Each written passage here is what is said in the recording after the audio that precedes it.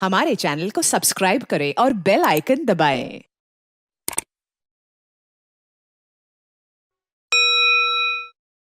बल्कि इसके अमराज से बचाव के लिए जो ज़रूरी तदाबीर हैं उसके बारे में पब्लिक को आगाह करना है।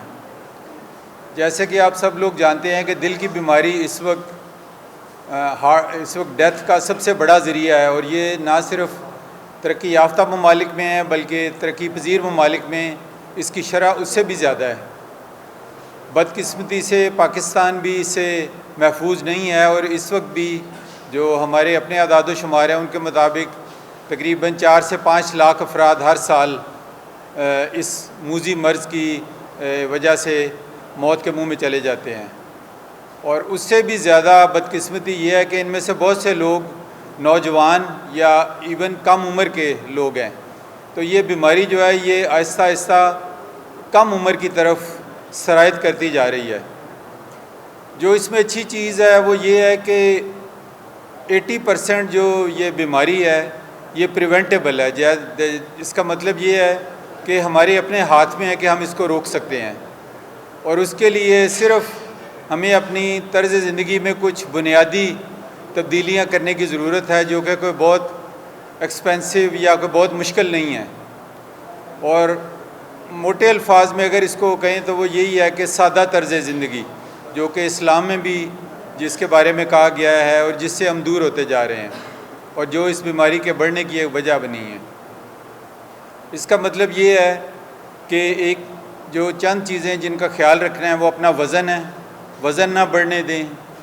दूसरी चीज़ अपने ब्लड प्रेशर और शुगर और कोलेस्ट्रॉल, ये 3 चीज़ें कोशिश करें कि अपने जो नौजवान हैं वो नौजवानी की उम्र से इनकी स्क्रीनिंग शुरू करवाएं, और कम अज़ कम साल में एक दफ़ा ये सिंपल चीज़ें ज़रूर करवा लें।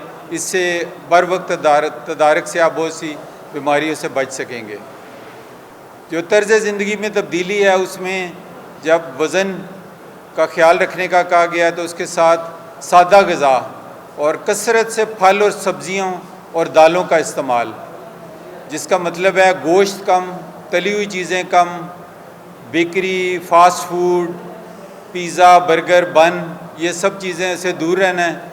नमक कम इस्तेमाल करना है, और इसके साथ कम से कम कोशिश करनी है कि हफ्ते में 5 दिन 1 घंटा आप कम से कम सैर करें। चाहे किसी भी जगह पे, अगर आपके करीब को पार्क है वहाँ जो कर लें, अगर आप किसी जिम के मेंबर हैं वहाँ जाके एक्सरसाइज करें। ये चीज़ें अगर आप अपने ना सिर्फ अपने लिए बल्कि अपने ख़ानदान और अपने बच्चों के लिए भी शुरू करवाएं, तो आज से 10-20 साल बाद हम इस बीमारी से किसी हद तक छुटकारा पा सकेंगे, क्योंकि ये मगरबी ममालिक ने ये दिखा दिया है कि इन चीज़ों के ऊपर काम करने से इस बीमारी का ज़ोर कम किया जा सकता है, और ये एक प्रिवेंटेबल डिज़ीज़ है। तो इसलिए हमें कोशिश करनी चाहिए कि हम अपने इस्लामी असूलों पे अमल करें और कोशिश करें कि अपनी ज़िंदगी में सादगी को अपनाएं और सादा ग़िज़ा और अपना सादा तर्ज़ ज़िंदगी इसको अपनाएं। और इसके साथ साथ एक ज़रूरी चीज़ है कि कम से कम 7 से 8 घंटे की पुरसकून नींद। जब नींद का फुकदान होता है तो उसके साथ भी इंसान इस बीमारी का उसको एक रिस्क बढ़ता जाता है। तो मेरा यही पैगाम है कि इन बुनियादी असूलों पे अमल करके आप इस बीमारी से बच सकते हैं। शुक्रिया।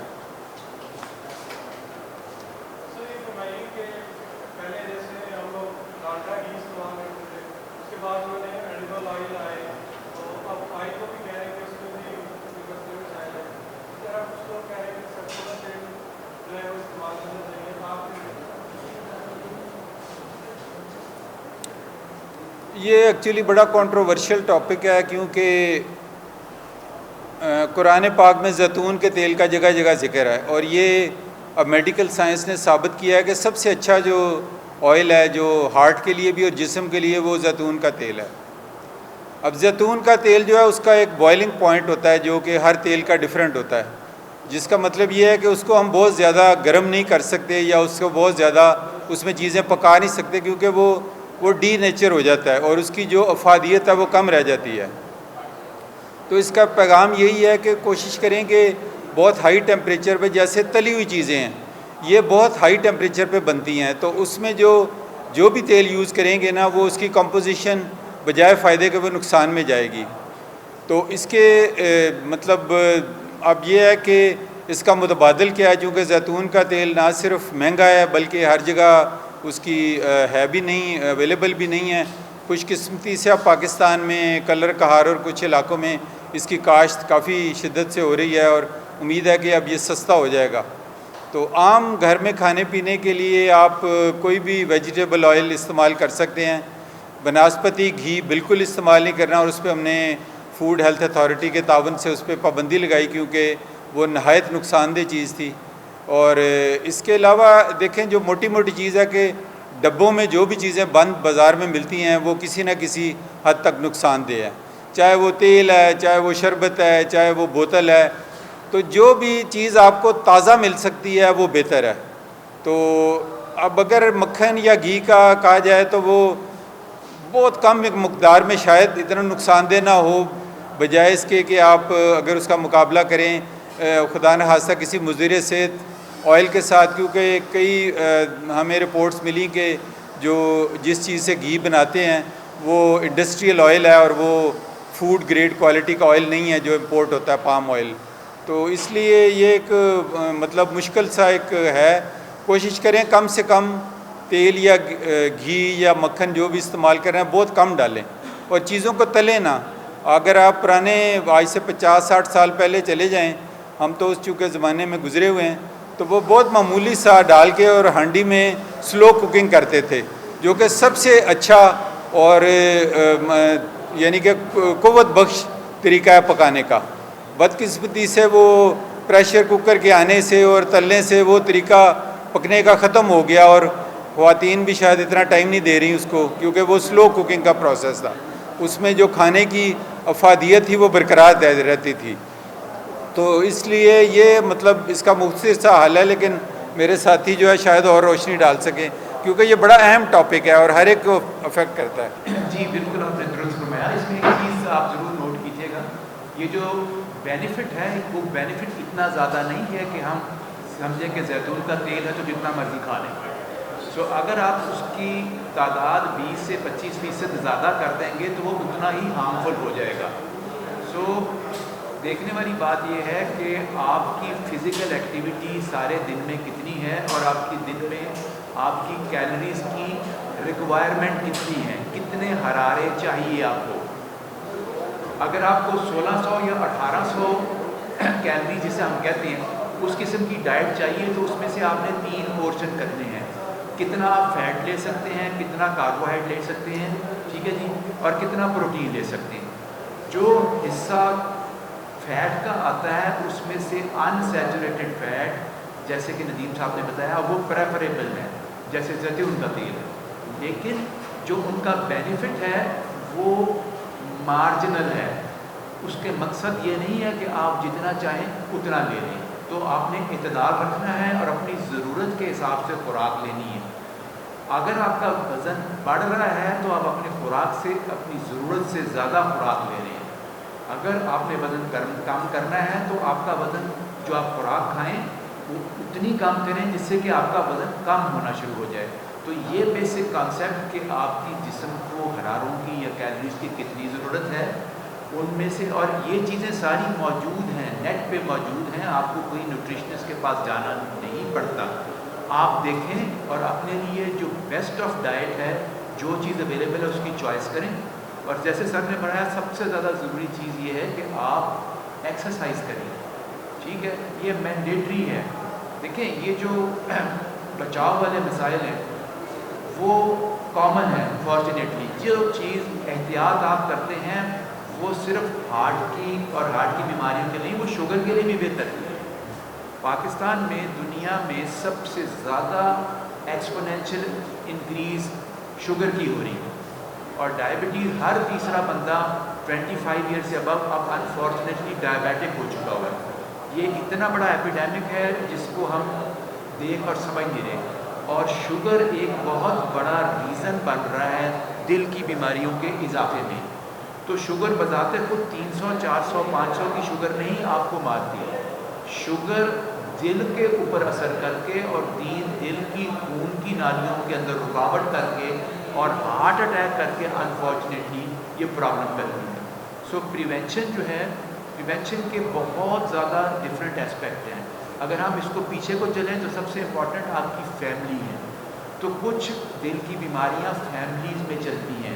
یہ جو کانسیپٹ ہے کزن میرجز کا، اگر دل کے پٹھوں کی کچھ بیماریاں فیملی میں چلتی ہیں، ان فیملیز میں کزن میرجز کو اوائڈ کرنا چاہیے. ادروائز بھی جو جینیٹک ری شفلنگ کے لیے اور بیماریوں کی کو کم کرنے کے لیے اگر آپ فیملی سے یا کزن سے بات کریں گے تو وہ پہلا ایک سٹیپ ہے بہتری کی طرف. دوسرا ایک چیز ہے اسکول ہیلتھ ایجوکیشن، جس کے اوپر ہم زور ہی نہیں دیتے. یہ جو خون کی نالیوں کا بند ہونے کا عمل ہے، یہ 8 10 11 سال کے بچے میں شروع ہو جاتا ہے، اور جس وقت ہمیں پتہ لگتا ہے اس وقت اس کو 20 یا 25 سال آلریڈی ہو چکے ہوتے ہیں. سو پریونشن تو اس عمر میں ہونا چاہیے. تو اگر اس عمر میں پریونشن ہونی ہے تو ہم جو گھر میں جو چیز کھا رہے ہیں وہ اگر ہمارے لیے مضر صحت تو ہے ہی ہے، ہمارے بچوں کے لیے بھی مضر صحت ہے. سو گھر میں کوکنگ کا کانسیپٹ وہ رکھیں جو کہ میڈیکل سائنس بتاتی ہے، اپنے آپ کو بھی پروٹیکٹ کرنے کے لیے اور اپنے بچوں کے اندر پروسیس خون کی نالیوں کے، چاہے وہ دماغ کی ہیں اور چاہے وہ دل کی ہیں، ان کو صاف رکھنے کے لیے. سو پہلے تو اویئرنیس ہے اسپیشلی اپنی بچیوں کی بھی، کہ جنہوں نے ماں بننا ہے اور جنہوں نے گھر چلانا ہے، کہ ہیلتھ کے بیسک پرنسپل کیا ہیں اور کیا چیزیں ضروری ہیں جس کو آپ نے عمل درآمد کرنا ہے. دوسری بات آ جاتی ہے ویکسینیشن کی، کہ بیماریوں سے پروٹیکشن کے لیے اسپیشلی بچیوں کے لیے، کیونکہ روبیلا یا جرمن میزلز ہے، اگر اس سے آپ بچیوں کو پروٹیکٹ کر دیں گے تو پریگننسی میں اگر وہ بیماری ہوگی تو انفارچونیٹلی بچے کے دل، دماغ اور باقی چیزوں میں خرابی کے چانسز بڑھ جائیں گے. سو آپ نے پریونٹیو میئرز اس سٹیج پہ شروع کرنے ہیں جب بچہ ہے. ان بچوں کو آپ نے ان کی ایجوکیٹ کرنا ہے، ان بچوں میں اس وقت آپ نے ہیلدی ہیبٹس جو ہیں وہ انکلکیٹ کرنے ہیں. یہ چھوٹا سا بچہ جو ہے وہ لیپ ٹاپ پہ ہو جاتا ہے، وہ چھوٹا سا بچہ جو ہے وہ آپ کا موبائل لے کے بیٹھا ہوا ہے، وہ جو باہر جا کے گلی ڈنڈا کھیلنا اور فزیکل ایکٹیویٹی کرنا وہ ختم ہو گئی ہے. اور اس فزیکل ایکٹیویٹی کے نہ ہونے کے نتیجے میں یہ بھی شوگر جو کہ ہم ایز فزیشین دیکھ رہے ہیں، اور جیسے میرے کولیگ کارڈیالوجسٹ جو ہارٹ کی بیماریاں دیکھ رہے ہیں، اس کی جڑ میں وہ لیک آف فزیکل ایکٹیویٹی ہے. اور یہ جو ایکٹیویٹی ہے جو بیٹھ کے آنکھوں پہ دینا، یہ آنکھوں پہ بھی اثر کرتی ہے اور دماغ کے کچھ لوگ کہتے ہیں کہ کینسرز کا باعث بنتی ہے. سو یہ جو ان ہیلدی ہیبٹس ہیں جو کہ ہم اپنے بچوں کو اس سے دور نہیں کر پا رہے، انفارچونیٹ چیزیں اس طرف کو جا رہی ہیں. باقی جو چیزیں جیسے سر نے ذکر کر دیا کہ ایک تو ایکسرسائز مینڈیٹری ینگر ایج پہ شروع کریں، اور کسی بھی ایج میں جب تک آپ کر سکتے ہیں اس کو کرتے رہیں، اس کا بینیفٹ رہے گا. Balance diet, exercise, smoking, big no نا. اب لوگ کہتے ہیں جی ویپ پی لیں، آپ سمجھے ویپ کا اتنا ہی نقصان ہے جتنا اس کا ہے. سو 2 سے 3 گنا زیادہ ریٹ ہو جاتا ہے ہارٹ کی بیماریوں کا اگر آپ اسموک کریں. الکوہل کے ساتھ یہ پرابلم ہے، ایکسیس آف الکوہل، یہ بھی دل کی بیماریوں کو اور باقی بیماریوں کو بڑھا دیتی ہے. So diet, exercise, avoidance of unnecessary چیز. اس کے علاوہ پریگنینسی کے دوران جو جن کو حمل ٹھہرا ہوا ہے ان کو ڈاکٹرز کے پاس ضرور لے کے جائیں. ان کو دوائی بغیر ڈاکٹر کے مشورے میں نہ دیں. پہلی 3 سے 6 ماہ آپ ان کو دوائی دیں گے، بہت ساری دوائیاں بچوں کے اندر انکلوڈنگ ہارٹ کی ایبنارمیلٹیز کریٹ کر دیتی ہیں. اب ماشاءاللہ ڈاکٹرز حضرات بہت سارے ہیں. یہ جو گھر بیٹھ کے دوائی لینا اور اینٹی بائیوٹک لینا، یہ کانسیپٹ جو ہے اس کو چھوڑ دینا چاہیے. یہ نقصان دہ کانسیپٹ ہے. سو اس کے ساتھ جو بہت ضروری بات کی ہے mind body and civil. Body صرف ایک طرف ہے، باڈی کا علاج کارڈیالوجسٹ اور فزیشین کر رہے ہیں. مائنڈ اور سول، اسپریچول، ہمارے پاس اسپریچول سب سے بڑا سپورٹ کیا ہے؟ وہ تو یوگا کرتے ہیں، یہ کرتے ہیں. ہمارے پاس تو ہمارا دین ہے، اسلام. اس سے بڑی اور اس سے بہتر میڈیٹیشن کیا ہو سکتی ہے؟ وہ ماڈریشن کا حدیث ہے کہ بھوک رکھ کے کھائیں. سو ہم جیسے حدیث صاحب نے فرمایا کہ یہ وہ بیسک چیزیں ہیں، یہ سمپل چیزیں ہیں. اور پرابلم پتہ کیا ہے، ہم بہت غریب ملک ہیں، ہم سٹینٹنگ کا اور بائی پاس کا خرچہ نہیں برداشت کر سکتے. میں اور آپ تو شاید لکی ہیں کہ ہم لوگ 2-4 لوگوں کو جانتے ہیں اور ہم اپنا علاج کرا سکتے ہیں. What about 80% of the population? ان کے پاس کیا فیسلٹی ہے؟ تو ہمارے لیے سب سے ضرور ہمارا سب سے بڑا اسٹریس پریونشن پہ ہونا چاہیے، شوگر بھی اور ہارٹ کی ڈیزیز. تو ہمارا بچاؤ پریونشن میں ہے. ہمارے پاس پیسے علاج کے نہیں ہیں، اور آپ اسٹینٹ بھی کروا دیں گے تو آپ کی ہیلتھ وہ والی نہیں ہوگی، آپ امپیئر ہو جائیں گے، آپ اس طرح پرفارم نہیں کر پائیں گے. وہ اسٹیج آ جاتی ہے، وہ نقصان انفارچونیٹ ہو چکا ہوتا ہے، ساری عمر دوائیوں کا خرچہ. اور اب ینگ ایج میں اٹ از کلنگ پیپل. جو بریڈ ارنر ہے، جو گھر کے لیے جو لے کے آتا ہے اسباب اور بچوں کے لیے اور بچوں کی پڑھائی کے لیے اور گھر کے کھانے پینے کا بندوبست کرتا ہے، اس کو اٹیک یہ کرتا ہے. سو یہ وہی بات پریونشن اور بیسک اصول نیند. اور ہم کیا کرتے ہیں، نیند کے لیے ڈاکٹر کے پاس جاتے ہیں، جی ہمیں جی کوئی چیز بتا دیں، دوائی دے دیں نیند کی. نیند کی دوائی حل نہیں ہے نیند نہ آنے کا. فزیکل ایکٹیویٹی کریں، ٹھیک ہے، تھک جائیں اور ذہنی طور پہ سکون کا بندوبست.